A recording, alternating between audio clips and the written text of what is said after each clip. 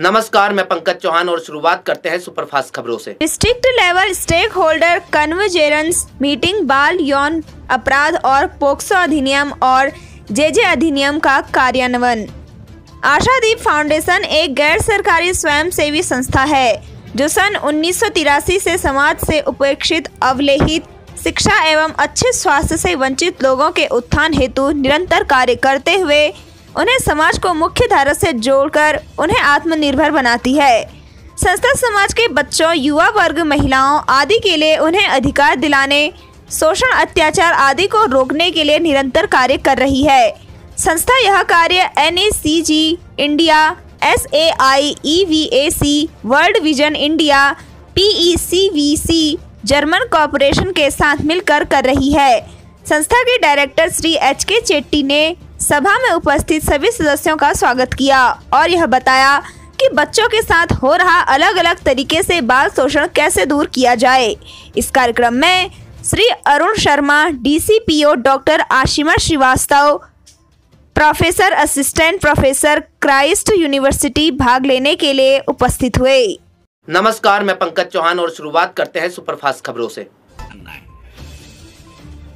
या तो अरविंद केजरीवाल जी इस पर कार्रवाई करें, अन्यथा 7 वर्ष पूर्व दिए गए अपने बयान के लिए सार्वजनिक माफी मांग लें कि मैंने जो बोला था कि स्टिंग के बेस पर मैं तुरंत कार्रवाई करूंगा, वो मेरा उसी प्रकार से बचकाना, अपरिपक्व अथवा मन में विद्वेष रखने वाला बयान था। जैसे मैंने अनेक चीजों पे अपना बयान और स्टैंड पलटा है, मैं आज इस पर भी पलट रहा हूं।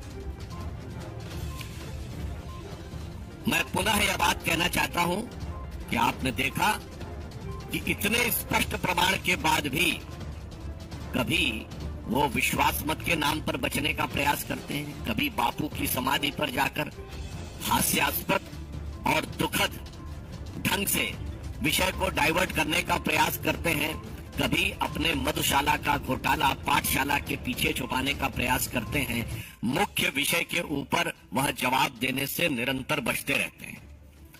परंतु भारतीय जनता पार्टी का बहुत स्पष्ट मानना है कि जब उस स्टिंग ऑपरेशन में स्पष्ट रूप से राशि का उल्लेख है, प्रतिशत का उल्लेख है, और इसके उपरांत भी यदि आम आदमी पार्टी इसे स्वीकार करने को तैयार नहीं है, तो मैं ये कहना चाहूंगा, कट्टर ईमानदार का दागी किरदार अब जनता के सामने साफ हो गया है। पुनः मैं कह रहा हूं, कट्टर ईमानदार होने का दावा करने वालों का दागी किरदार अब जनता के सामने साफ हो गया है। इसलिए हमारे सभी विधायकों को अब यह आवश्यकता महसूस होती है, और जिस प्रकार का घटनाक्रम दिल्ली सरकार में चल रहा है, कभी मुख्यमंत्री दावा करते हैं, मुझे पहले से बात पता है, जो लोग यह दावा करते हैं कि उनको CBI के अंदर के सूत्रों से पहली बात पता है, तो आप बहुत आसानी से समझ सकते हैं कि वो सत्ता के संस्थान में रहते हुए किस प्रकार की चीजों को छुपाने, ढकने या मैनिपुलेट करने का कार्य इस घोटाले के संदर्भ में कर सकते हैं। इसीलिए आज हमारे दिल्ली विधानसभा के सभी सम्मानित विधायकों ने केंद्रीय अन्वेषण ब्यूरो यानी CBI को एक पत्र लिखने का निर्णय लिया है कि अनेक तथ्य जो पहले ही प्रकाश में आ चुके हैं, उसके उपरांत इस स्टिंग के प्रकाश में आने के बाद भी, कई दिन गुजरने के बाद भी जिस प्रकार की छलपूर्ण निष्क्रियता दिल्ली सरकार में दिखाई पड़ रही है, वो बहुत संदेह उत्पन्न करती है कि इस विषय को सही ढंग से कभी जांच वो नहीं होने देंगे।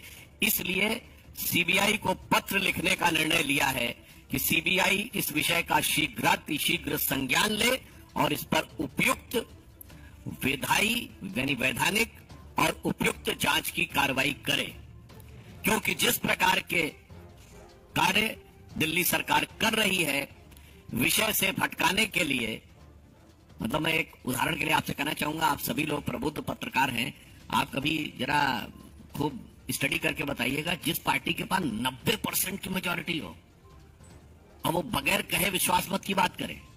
इसका अर्थ होता है कि आज विश्वास के ऊपर कोई उनकी विश्वास पे संकट नहीं है, सरकार पे संकट नहीं है, साख पे संकट है। आम आदमी पार्टी की साख पर संकट है और यह बात हम नहीं कह रहे हैं। उनकी पार्टी जिस आंदोलन से निकली उस आंदोलन के अधिष्ठाता अन्ना जी ने अपने पत्र में ही यह बात स्पष्ट कर दी है। इसीलिए विवश होकर हमारे विधायकों को यह निर्णय लेना पड़ा कि इतने बड़े प्रमाण पर भी यदि कोई कार्रवाई नहीं हो रही है तो फिर देश की सर्वोच्च इन्वेस्टिगेटिंग एजेंसी को इस विषय के ऊपर संज्ञान लेना चाहिए। मैं इस संदर्भ में अनुरोध करूंगा दिल्ली विधानसभा में हमारे नेता प्रतिपक्ष रामवीर सिंह विदुड़ी जी से कि वो आपको संबोधित करें।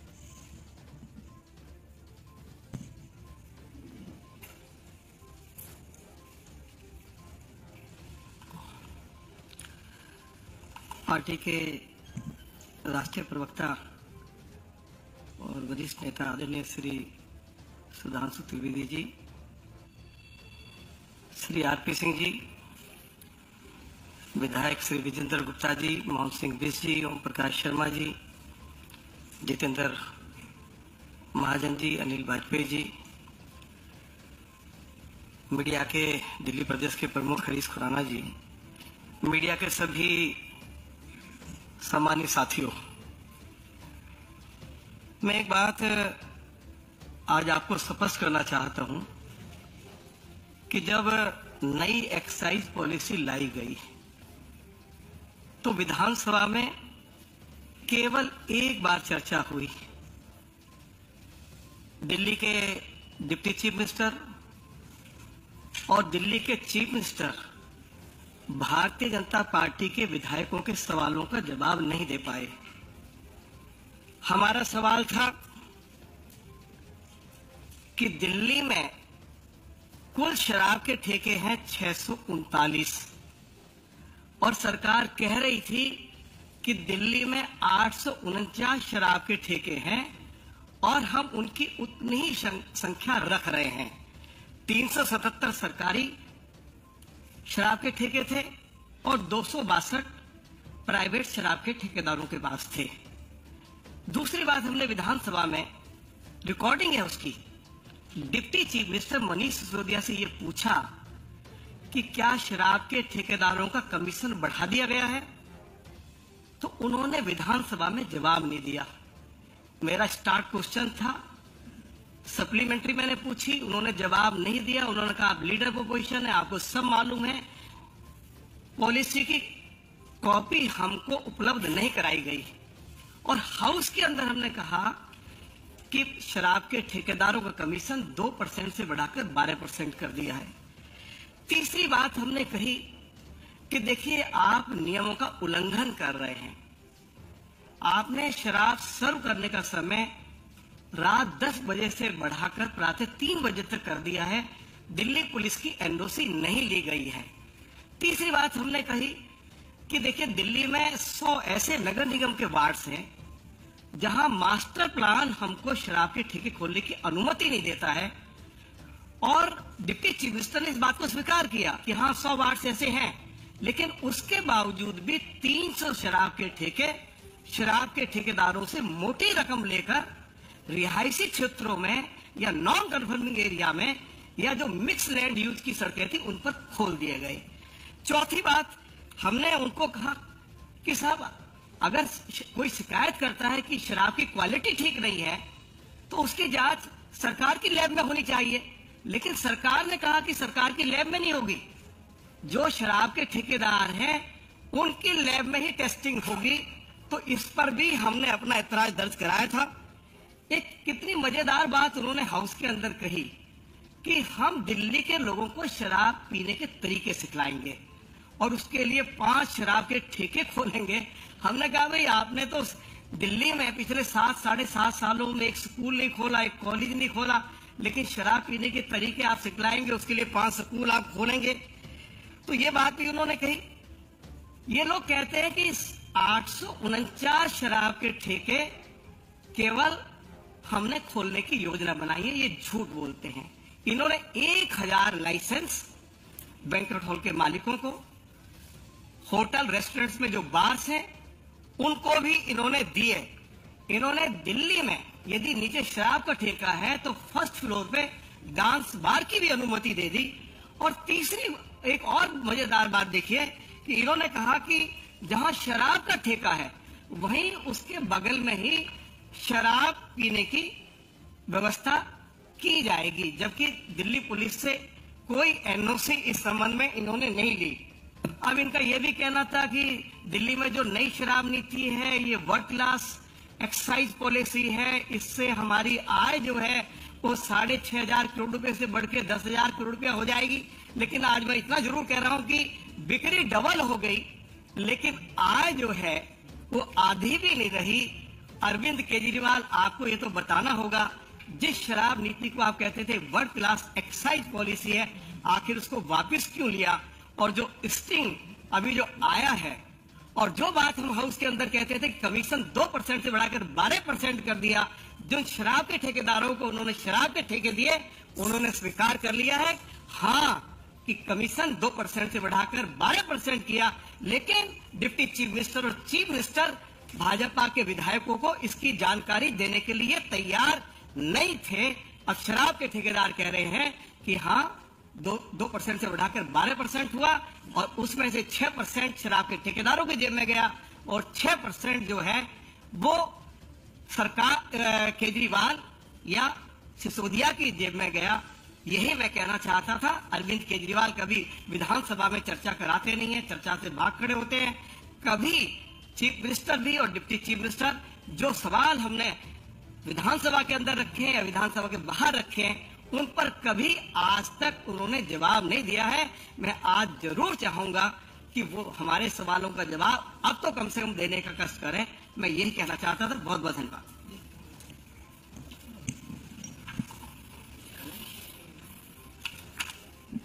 एक चिट्ठी हमारे सारे विधायकगण सीबीआई को भेज रहे हैं। मैं चाहूंगा सारे विधायकगण उन्हें चिट्ठी वो जो उनके हाथ में है वो एक बार आपको दिखा देंगे ताकि लोगों को ध्यान में रहे। खड़े होकर दिखा देंगे।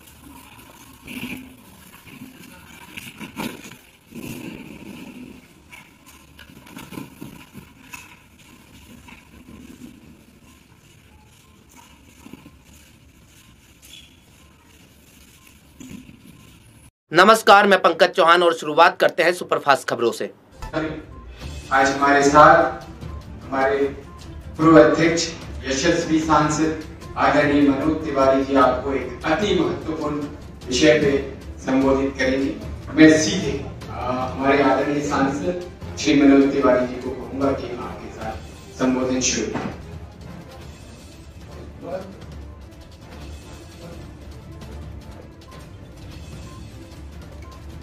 दोस्तों, आज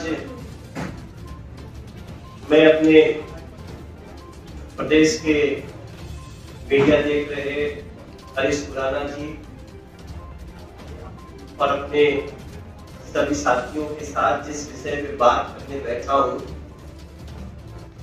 वो विषय मात्र हमारा नहीं, वो विषय मात्र भारतीय जनता पार्टी का नहीं, ये विषय आजकल दिल्ली के प्रत्येक बच्चे का, प्रत्येक महिला का, प्रत्येक झुग्गीबाजी का, प्रत्येक कच्ची कॉलोनी में रहने वाले लोगों का और हर उस नागरिक का है जिसका 1 पैसे का भी कंट्रीब्यूशन टैक्स के रूप में इस प्रदेश को जाता है।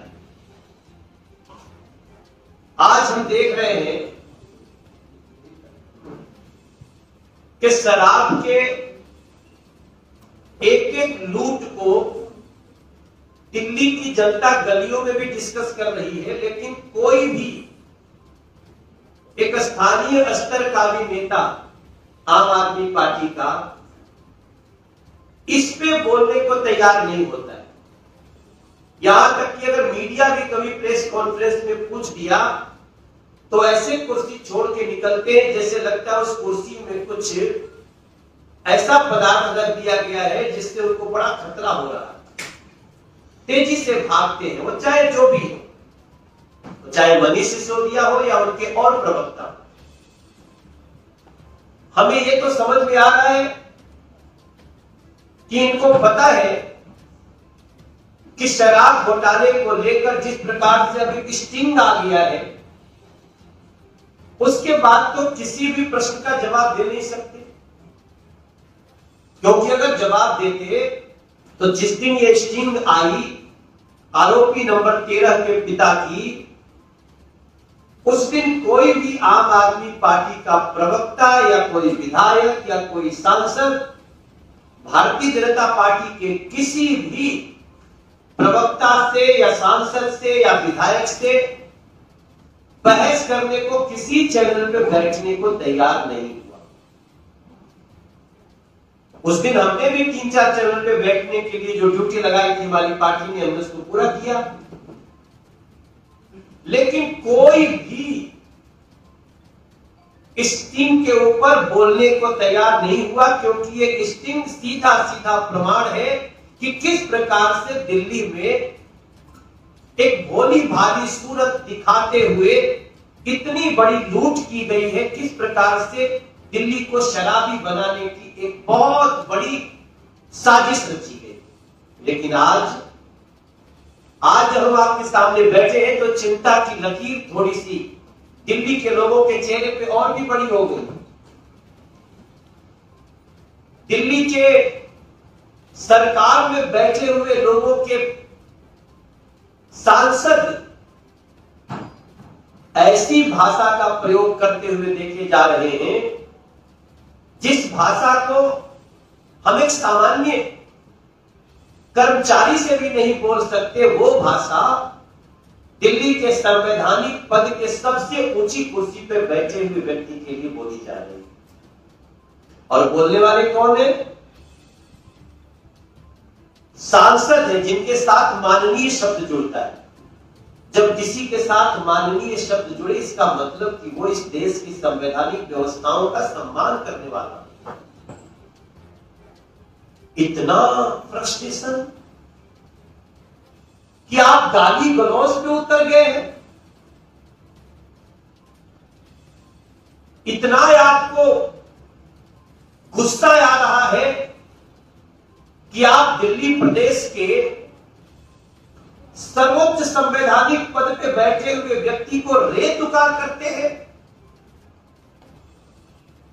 हम ये समझ सकते हैं कि ये क्यों हो रहा है, लेकिन हमें उनकी मूर्खता पे हंसी आ रही है। नोटिस फाड़ रहे, नोटिस हाथ में लेकर पीसी में नोटिस फाड़ रहे हैं गाली देते हुए। शर्म तो आएगी नहीं इन लोगों को, लेकिन इनकी मूर्खता कैसे, इनको लगता है कि बस यही एक नोटिस आया, नोटिस फाड़ तो खत्म हो गया। अरे ये नोटिस है अरविंद केजरीवाल जी, मनीष सिसोदिया जी, ये नोटिस है। ये तो मशीन से खट खट खट खट खट निकलती है, एक फाड़ोगे दूसरा तीसरा चौथा 1000वां 10,000वां नोटिस तो कितनी भी निकल सकती है। एक नोटिस फाड़ने से न तो आपकी जवाबदेही खत्म होगी और न ही आप बेगुनाह हो सकते हैं। आपको जवाब देना चाहिए। कागज फाड़ने से गुनाह खत्म हो जाता है क्या? मैं तो अब अपने पत्रकार भाइयों को बोलना चाहता हूं कि आप इनसे कोई सवाल करें तो थोड़ा दूर से करें। ये आपको क्षति भी पहुंचा सकते हैं, इतने फ्रस्ट्रेशन में है। हमें तो ये भी डर लग रहा कि कागज फाड़ रहे तो अपना कुर्ता न फाड़ने लगे ये लोग सड़क पे खड़े होकर। आपको जवाब देना है। अरविंद केजरीवाल एंड गैंग, आपको जवाब देना है कि स्टिंग में जो जानकारी आई है,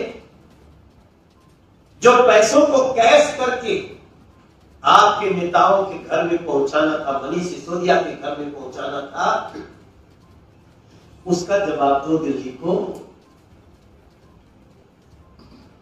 50-50 करके मंगा रहे थे। ये स्टिंग में आरोपी नंबर 13 के पिता कह रहे हैं कि जो कमीशन बढ़ाए हैं उनमें से कहते हैं कि भाई तुम्हारा 2% कमीशन था, हमने 12% कर दिया, तो फायदा कितने का हुआ? 10% ज्यादा। तो इसको क्या करोगे? शराब व्यापारी बोलते हम क्या करें साहब, हमको तो आप अचानक, हम तो मांगे भी नहीं थे, आपने हमको बढ़ा दिया। बोला नहीं नहीं, इसलिए बढ़ाया कि बढ़े हुए में 4% तुम रखो, 6% हमको दो। 50 बढ़े हुए में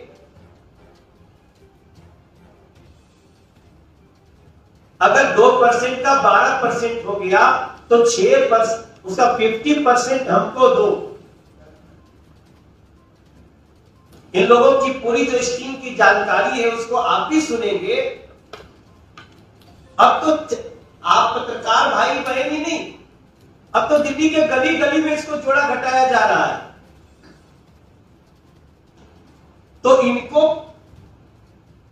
2 से 12% करने में 50% चाहिए, 12% का 50%। ऐसी स्थिति में ये दिल्ली के लोग आपसे सवाल पूछ रहे हैं। मैं अभी मेट्रो स्टेशन गया था लक्ष्मी नगर, वहां सैकड़ों लोग रुक गए, सब लोग हमारे हाथ से कागज छीन रहे, भैया ये तो क्या लिखा है। जैसे ही एक आदमी कह देता है गली गली में शोर है, तो दूसरी आवाज यही निकल रही कि मनीष सिसोदिया चोर है। उसके बाद आप कल मनीष सिसोदिया का पीसी देखे होंगे आप, जो आ रही उनकी पीसियां, चेहरा बुरा हुआ है। ऐसा लग रहा है कि पता नहीं पाप के सारे चिन्ह इनके चेहरे पे दिखाई देने लगे। हवाइयां उड़ी हुई हैं, लेकिन आपको नोटिस फाड़ के बड़ा आनंद आता है। हमारे हाथ में एक कागज लिखा हुआ है, इसकी एक कॉपी हमारे पास है, इसकी तो सैकड़ों हजारों लाखों कॉपी निकल सकती है। आपके नोटिस फाड़ने से नोटिस खत्म हो जाएगी। आपने शपथ लिया कि नहीं? जो सांसद है वो संसद में शपथ लिए, क्या लिए? कि मैं ईश्वर की शपथ लेता हूं कि संविधान की प्रति सच्ची आस्था रखूंगा। ये शपथ लेना पड़ता है ना। तो तुम लोग भैया ये शपथ भी झूठी लेते हो क्या? आम आदमी पार्टी के सांसद, विधायक, मंत्री, आप लोगों का शपथ भी झूठा है क्या? सीबीआई और ईडी इस देश की एजेंसी है, जिनके बल पे जो ईमानदार लोग हैं अपने हर क्षेत्र में अपनी सुरक्षा की गारंटी लेते हैं। इन ये संस्थाएं हैं, इनके कारण हमारा सब कुछ सुरक्षित रहेगा। कोई बेईमान आएगा, कोई अपराधी आएगा तो हम इनसे बात करेंगे, ये जांच करेंगे। और आप क्या कर रहे हैं? कानून के दायरे में काम कर रही एजेंसियों के खिलाफ आप वाले ऐसा ऐसा झूठ बोल रहे हैं, जिसका रोज अभी झूठ बोला और धड़ से 1 घंटे बाद उसका फैसला हो जाता है कि झूठ बोला। मैं आपको एक जानकारी दे रहा हूं। मनीष सिसोदिया जी जिस दिन स्टिंग आई थी उनके पाप के काले काले कारनामों की, कि कैसे कैसे ये लोग पैसा कैश में लेते हैं, उसी दिन एक कहानी गढ़ते हैं। एक सीबीआई के अधिकारी, उनकी मृत्यु हुई, उनको जोड़ा कि ये हमारा केस देख रहे थे और इन पे दबाव था, इसलिए वो आत्महत्या कर। घटना दुखद थी, लेकिन नमस्कार, मैं पंकज चौहान और शुरुआत करते हैं सुपरफास्ट खबरों से। संभल बहजोई रोड स्थित पातालेश्वर महादेव मंदिर पक्का बाग सराय तरीन पर बाबा अमरनाथ बर्फानी का 23वां विशाल भंडारा का आयोजन किया गया। मंदिर को भव्य रूप देकर अच्छी साज सज्जा के साथ सजाया गया। उसके उपरांत भोलेनाथ परिवार के सम्मुख विधिवत हवन पूजा कर भंडारे का शुभारंभ किया गया। भंडारे का उद्घाटन अनंत अग्रवाल आदि लोगों ने किया। भंडारे में बाबा अमरनाथ बर्फानी की 21 फीट शिवलिंग, सिद्धि विनायक खाटू श्याम बाबा, महाकालेश्वर ज्योतिर्लिंग, महादेव भोलेनाथ के भव्य झांकियां दर्शकों को आकर्षण का केंद्र रही। श्री कल्की सेना, श्री नीलकंठ महादेव आदि समितियों के द्वारा निशुल्क सेवा की गई।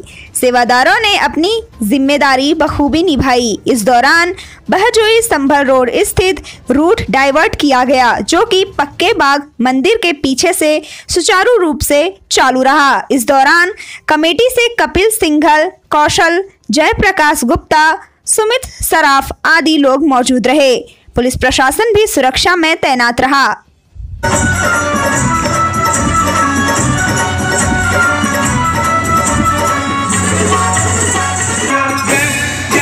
तेरी महाकाली, जय हो तेरी महाकाली, जय हो तेरी महाकाली, जय हो तेरी महाकाली।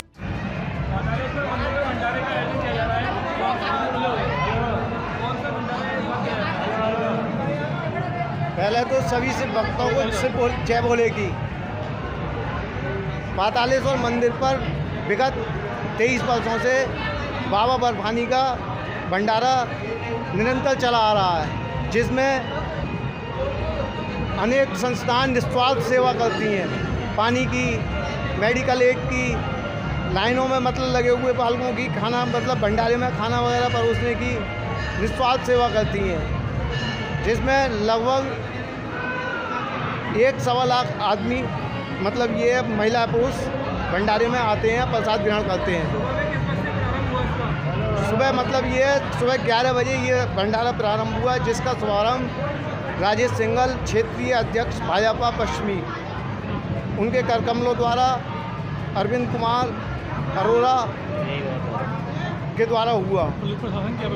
पुलिस प्रशासन की व्यवस्था बहुत अच्छी है और वो हर साल की तरह इस बार भी पुलिस प्रशासन ने हमें बहुत सहयोग किया है और हर समय बढ़िया सहयोग रहता है पुलिस प्रशासन का। नमस्कार, मैं पंकज चौहान और शुरुआत करते हैं सुपरफास्ट खबरों से।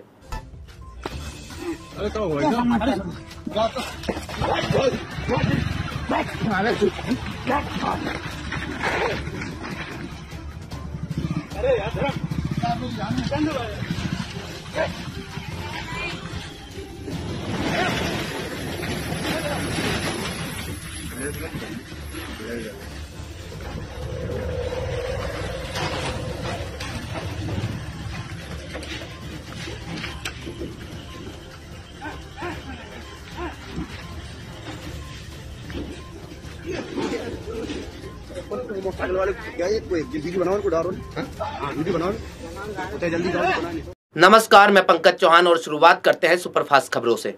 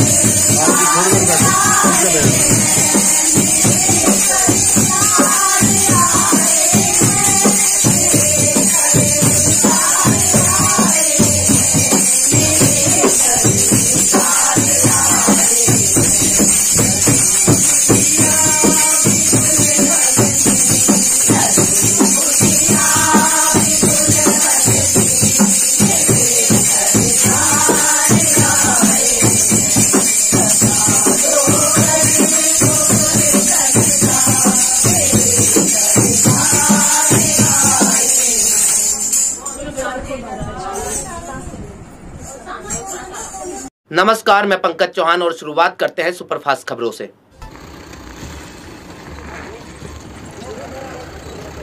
एएसपी सीओ सदर की टीम एवं थाना मसूरी पुलिस द्वारा कार सवार बदमाशों से मुठभेड़ में तेल चोर एवं वाहन चोर गैंग का एक वांछित अपराधी पैर में गोली लगने से घायल एवं गिरफ्तार।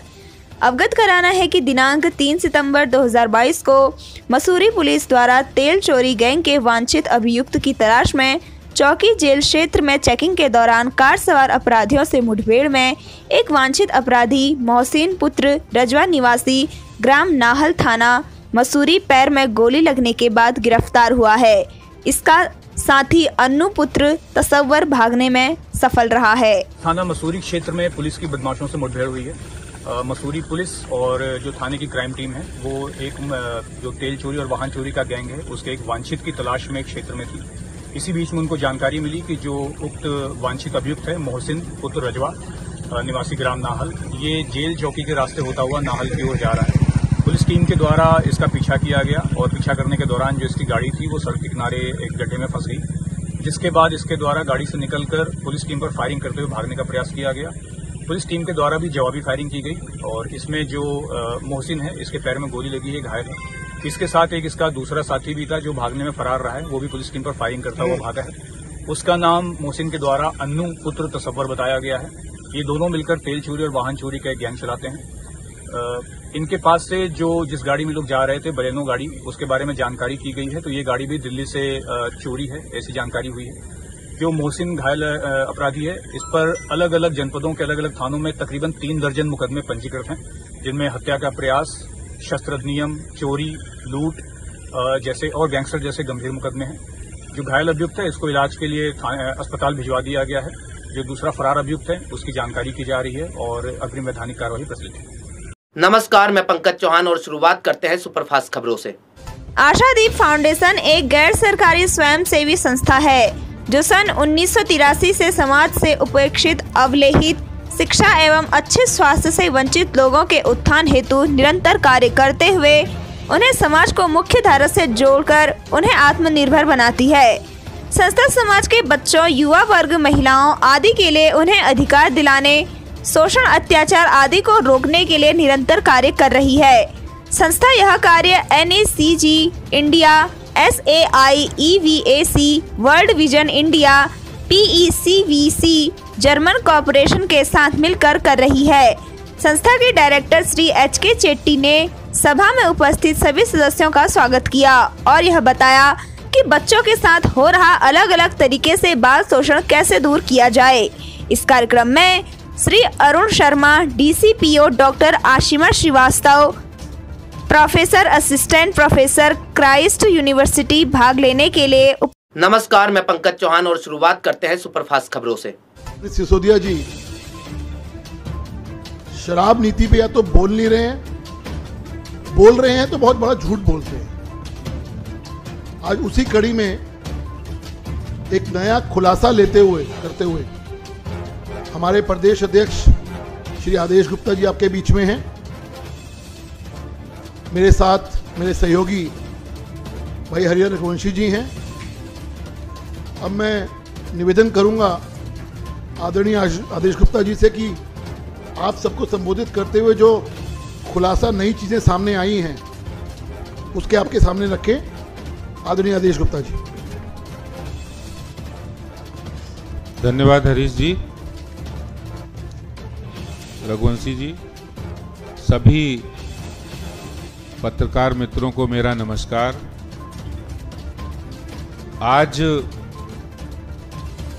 लगभग 15 दिन हो गए हैं और आम आदमी पार्टी अभी तक भारतीय जनता पार्टी द्वारा उठाए गए प्रश्न, शराब घोटाले से संबंधित जो भी प्रश्न दिल्ली की जनता, भारत की जनता और भारतीय जनता पार्टी ने उठाए हैं, उन प्रश्नों का जवाब नहीं दिया है। जवाब देने की बजाय वो तरह तरह की नौटंकी, ड्रामा करके जहां एक ओर जनता का ध्यान भी भटकाने की कोशिश कर रहे हैं, वहीं दूसरी ओर वो दिल्ली विधानसभा का सत्र बुलाकर जनता के पैसे की बर्बादी भी कर रहे हैं। विधानसभा में भी कोई भी प्रोडक्टिव काम भी नहीं हुआ है। दिल्ली की जनता के लिए कोई उनके हित में कोई काम उन्होंने प्रस्ताव किया है। सिर्फ अपनी राजनीतिक नौटंकी के लिए विधानसभा का सत्र बुलाया है। आज मैं अरविंद केजरीवाल जी से पूछना चाहता हूं कि आखिर वो कौन सी वजह थी, वो कौन सा कारण था कि 2019-20 में जब पुरानी शराब नीति थी, उस समय जो शराब की बिक्री वो 132 लाख लीटर प्रति माह थी, और उस समय 2019-20 में जो सरकार का राजस्व रेवेन्यू सरकार के खजाने में 5,068 करोड़ रुपया आया, और 5,068 करोड़ रुपया 132 लाख लीटर शराब की बिक्री के बाद आया। वहीं जब नई शराब नीति लागू की तो शराब की बिक्री में इजाफा डबल हुआ है, लगभग 245 लाख लीटर प्रति माह शराब की बिक्री हुई, लेकिन जो राजस्व बढ़ना चाहिए था वो राजस्व घट गया। और आश्चर्य की बात है कि यह राजस्व 2021-22 में, जहां 2019-20 में 5,068 करोड़ रुपया था, वहीं 2021-22 में यह घटकर 4,465 करोड़ रुपया रह गया। 4,465 करोड़ रुपया रह गया। और यह बात भारतीय जनता पार्टी नहीं कह रही है, यह आरटीआई का जवाब है। वर्षवार इसके अंदर डिटेल है कि कैसे 2019-20 में जब पुरानी शराब नीति थी तो दिल्ली के अंदर शराब की बिक्री 132 लाख लीटर थी, राजस्व 5,068 करोड़ था, बिक्री 245 लाख लीटर हुई और राजस्व घटकर 4,465 करोड़ रह गया। तो इस बात का जवाब दें कि राजस्व और बिक्री दोनों एक दूसरे के पूरक हैं, दोनों एक दूसरे से संबंधित हैं। जब बिक्री बढ़ेगी तो दिल्ली के खजाने में पैसा बढ़ना चाहिए, पैसा ज्यादा आना चाहिए, लेकिन नहीं आया। और यही सवाल भारतीय जनता पार्टी उठा रही है कि आपने शराब की नई नीति लाए, उसमें हजारों करोड़ रुपए का भ्रष्टाचार किया। क्यों भ्रष्टाचार हुआ, किसके लिए हुआ, किसको इससे फायदा हुआ? क्या दिल्ली की जनता को लिए वो फायदा हुआ? दिल्ली के राजस्व, दिल्ली सरकार के खजाने में पैसा आया? नहीं आया। दोस्तों, मैं आपको इसका एक उदाहरण बता रहा हूं कि किस तरह से दिल्ली सरकार शराब माफियाओं पर मेहरबान हो गई। जो पुरानी शराब नीति थी उसमें एक 750 ml की बोतल जब बिक्री होती थी तो सरकार की एक्साइज प्लस वैट की कमाई 329.89 रुपया होती थी, यानी लगभग 330 रुपए एक बोतल पर सरकार की कमाई होती थी, एक्साइज प्लस वैट। वहीं जो नई शराब की नीति मनीष सिसोदिया जी लाए, भ्रष्टाचारी नीति लाए, उसमें सरकार की कमाई को कम करके मात्र 8 रुपए 32 पैसे हो गई, मात्र 8 रुपए 32 पैसे। वहीं पुरानी शराब नीति में जो रिटेलर यानी जो ठेकेदार था उसका फायदा 33 रुपए 35 पैसे प्रति बोतल था, जिसको अरविंद केजरीवाल और मनीष सिसोदिया जी ने की मेहरबानी से बढ़ाकर उसको फायदे को, जो शराब के ठेकेदारों को फायदा 363 रुपए 27 पैसे कर दिया। ये कारनामा अरविंद केजरीवाल की नई शराब नीति, भ्रष्ट शराब नीति, पापकारी नीति ने कर दिया। और यही अगर हम इसको कैलकुलेट करें, पुरानी शराब की नीति से जहां 330 रुपए प्रति बोतल फायदा होता था सरकार को, अगर 245 लाख लीटर शराब की बिक्री हुई तो सरकार के खजाने में 8,060 करोड़ आना चाहिए, जो कि घटकर 4,465 करोड़ रह गया। केजरीवाल और सिसोदिया बताए कि आपने शराब माफिया को फायदा पहुंचाने के लिए दिल्ली के खजाने को लूटने का काम जो किया है उस पर जवाब दे। दिल्ली की जनता की टैक्स की कमाई के पैसे को जो सरकार के खजाने में आता और उससे कुछ जन कल्याण के काम होते, लेकिन केजरीवाल सरकार को जन कल्याण की चिंता नहीं थी, उन्हें शराब माफिया कल्याण की चिंता थी, शराब के ठेकेदारों के कल्याण की चिंता थी। और एक बात, इतने दिन हो गए इनके खासम खास विजय नायर, जो केजरीवाल सरकार के, केजरीवाल के खास हैं प्रमुख दलाल जिसमें नाम आ रहा है, अभी भी फरार हैं। आम आदमी पार्टी, केजरीवाल जी बताएं कि वो अभी तक विजय नायर को क्यों पेश नहीं कर रही हैं, क्योंकि विजय नायर को बहुत कुछ मालूम है, केजरीवाल और सिसोदिया के खास है, उनको अभी तक पेश आम आदमी पार्टी क्यों नहीं कर रही है, क्योंकि उनके सारे राज विजय नायर को पता है, इसलिए वो पेश नहीं कर रहे हैं।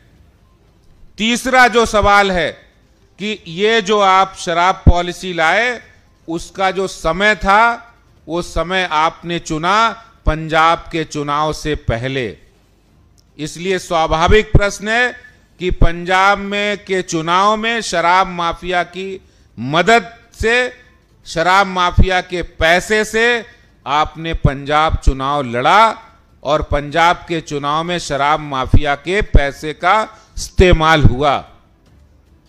तो आज जनता ये सवाल जानना चाहती है। भारतीय जनता पार्टी आज अरविंद केजरीवाल जी से जो सवाल किए हैं कि पहला सवाल, शराब की बिक्री पुरानी शराब नीति में 132 लाख लीटर थी, जो बढ़कर नई शराब नीति में 245 लाख लीटर हो गई, लेकिन जो राजस्व पुरानी शराब नीति में 5,068 करोड़ था, जो कि दुगना होना चाहिए था लगभग, वो घटकर 4,465 करोड़ हो गया।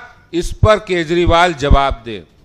दूसरा प्रश्न कि आपने दिल्ली के खजाने को लूटने के लिए, दिल्ली के खजाने में जो प्रति बोतल पैसा आना चाहिए था, उस पैसे को 330 रुपए से घटाकर 8 रुपए 30 पैसे क्यों किया, इसका जवाब भी जनता जानना चाहती है। भारतीय जनता पार्टी प्रश्न पूछ रही। तीसरा सवाल कि आपने जो पंजाब के चुनाव से ऐन वक्त पहले, जब आपको चुनाव में पंजाब का चुनाव लड़ना था, शराब माफियाओं की मदद लेने के लिए, दिल्ली के खजाने को लूटने के लिए नई शराब नीति ऐसे समय क्यों लाए। चौथा सवाल है कि जो आपके खास सहयोगी, जिसको राजदार कहते हैं, इस पूरे घोटाले के जो राजदार है विजय नायर, वो अभी तक कहां है, फरार क्यों है, आम आदमी पार्टी उसको पेश क्यों कर रही है। मेरे ये 4 सवाल है जिसका जवाब अरविंद केजरीवाल आम आदमी पार्टी दे। धन्यवाद। बहुत बहुत धन्यवाद। किसी का कोई प्रश्न हो तो?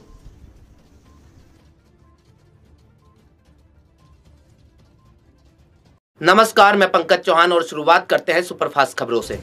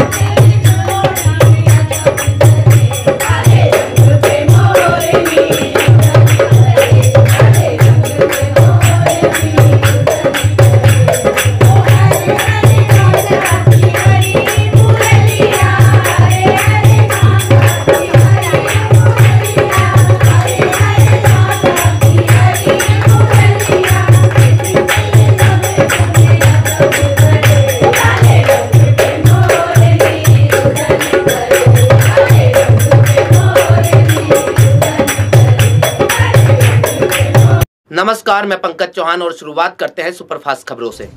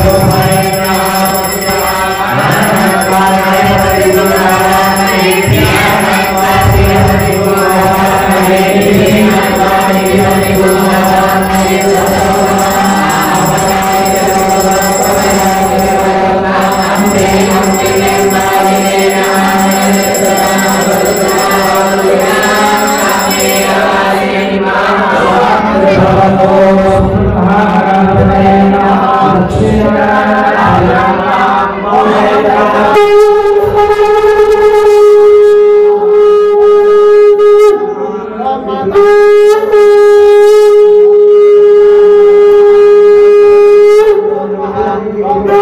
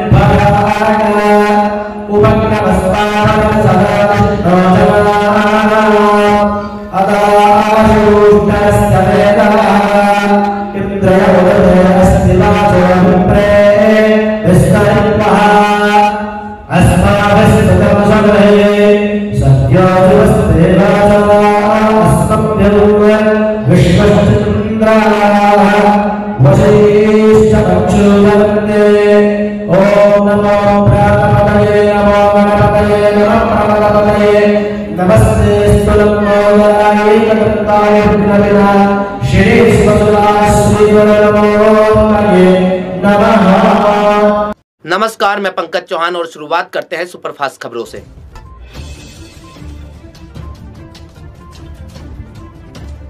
काशी में विराजे मुंबई के सुप्रसिद्ध लाल बाग का राजा। श्री काशी मराठा गणेश उत्सव समिति का 5 दिवसीय श्री गणेश उत्सव का शुभारंभ। स्वास्थ्य के साथ सबकी मनोकामना गणपति महाराज पूरी करेंगे। श्री श्यामदेव राय चौधरी।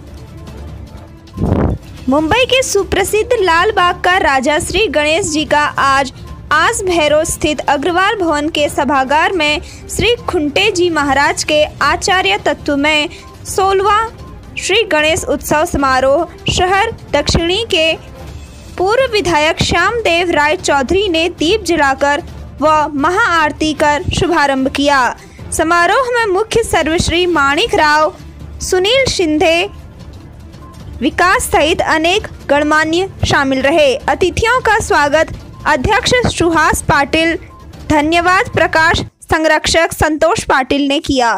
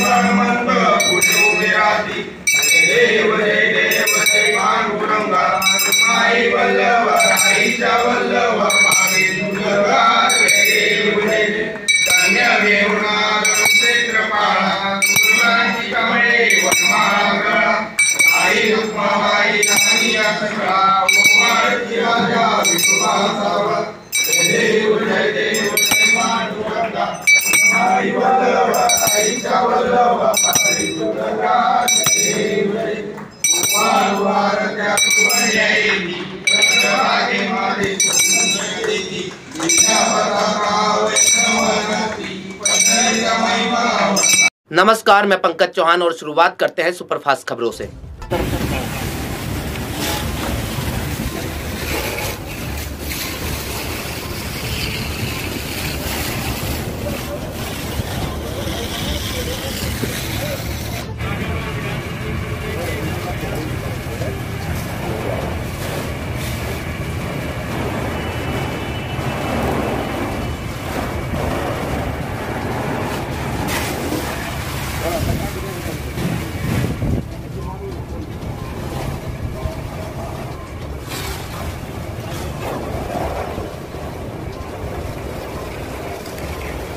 शाम को लगभग 6 बजे सूचना मिली कि साइट 4 में अमिताई फील्ड सामने एक प्लास्टिक कंपनी है, उसमें आग लगी है। तत्काल वैशाली, कोतवाली और साहिबाबाद से गाड़ियाँ भेजी गई। आग को चारों तरफ से घेर से बुझाया जा रहा है। पूरी फैक्ट्री में आग फैल चुकी है और आग को नियंत्रित कर लिया गया। थोड़ी देर में बुझा दिया जाएगा। नमस्कार, मैं पंकज चौहान और शुरुआत करते हैं सुपरफास्ट खबरों से।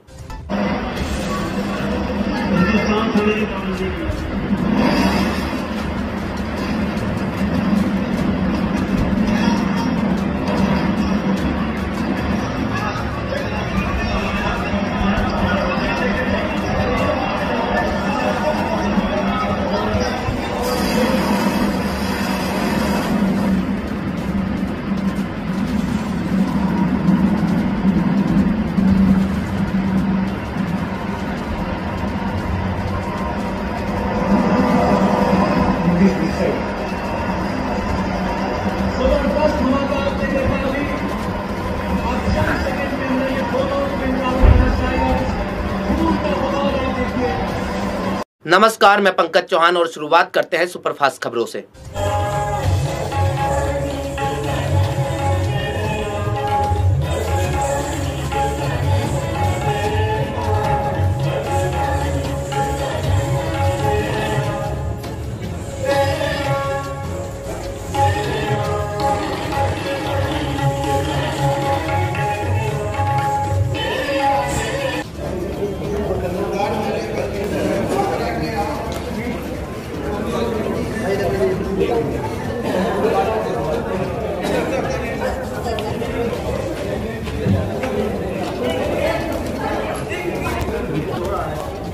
शिक्षा के ऊपर शिक्षा के ऊपर जो कार्यक्रम हो रहा है, आप यहाँ पर आए हैं, आपको कैसा लगा प्रोग्राम और क्या आपका संदेश है? जो कार्यक्रम आज हमारे मित्र भी है और बड़ा संस्कारित कार्यक्रम है। मुझे लग रहा है कि शिक्षा भारत के अंदर आज भी सब लोगों के लिए चुनौती है। लगभग 25 करोड़ लोग आज।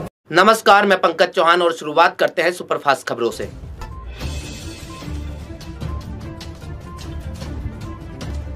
काशी में विराजे मुंबई के सुप्रसिद्ध लाल बाग का राजा।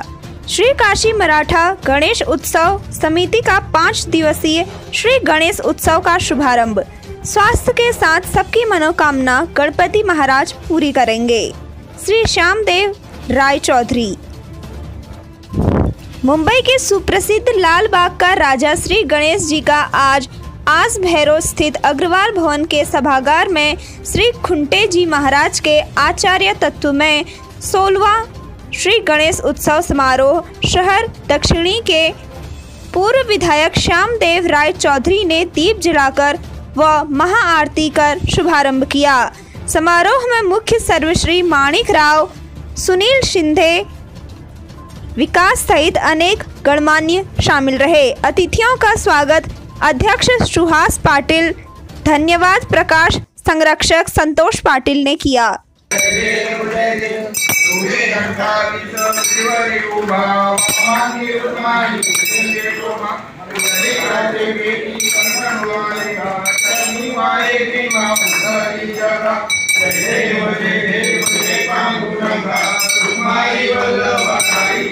Bye.